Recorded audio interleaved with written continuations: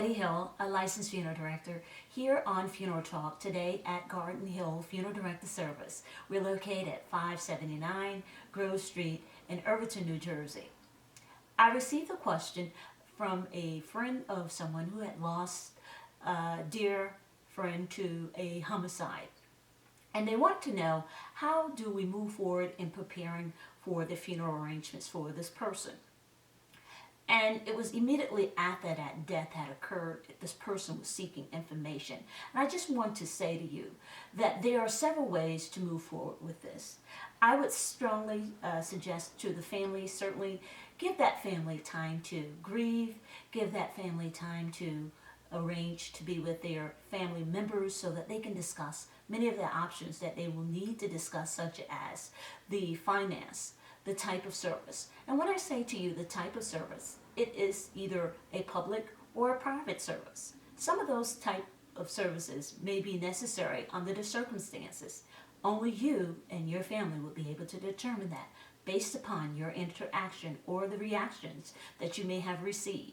So I need you to also consider those things when you are discussing and arranging those things with the arrangements with your funeral director. It will help him or her to help you make sound decisions and to make sure that there is the appropriate security necessary if it is required for this type of service, because it would be a tragedy to have a tragic happen during this loss of your loved one's service, okay? Security and the safety of others is very important as well. I want you to also, when you're giving assistance to a friend who may have been faced with this type of decision, is that you give him or her the time that they need to figure out what their financial options are. Because as you know, if it's a homicide, that means that the local police, local officials are continuing to investigate, and they may need some time with the remains of your friend's loved one, okay? And during that time, that's when the family would definitely sit down with their family and the ministers, if so desired, to discuss where they would like to have the service. And when you go to the funeral home, you will let the funeral director know so that he or she can avoid making or giving out public information regarding the loss, the arrangements of your loved one's services, okay? So as this process continues, there are a number of things that you will want to discuss with the family. Who's involved? How many children is involved? How far does the family have to travel to get to the funeral as well? So all of those things may not necessarily give you a time frame to say, oh, I can do it in 3 days, I'll do it in 5 days. However is easier or what's best for you, you need to discuss all options first. Then proceed to going to your local funeral home to arrange the final arrangements for your loved one. And again, I assure you that he or she, meaning the funeral director, would certainly welcome you coming in with that type of information already prepared. If you know that you are basing your arrangements based upon a funeral insurance policy, then you should definitely share that information up front with your funeral director.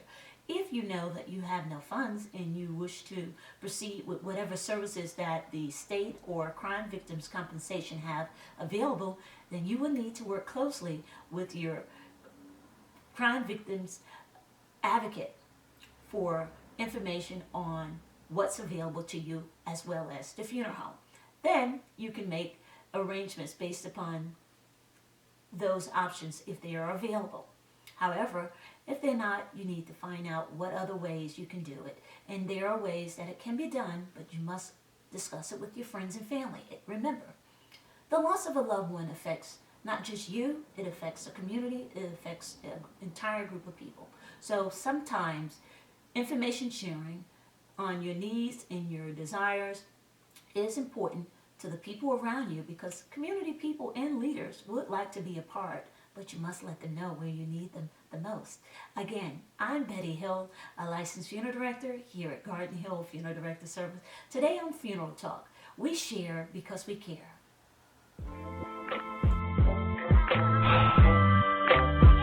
Father God, I'm praying to you for somebody He knows you, Lord, but just haven't been seeing you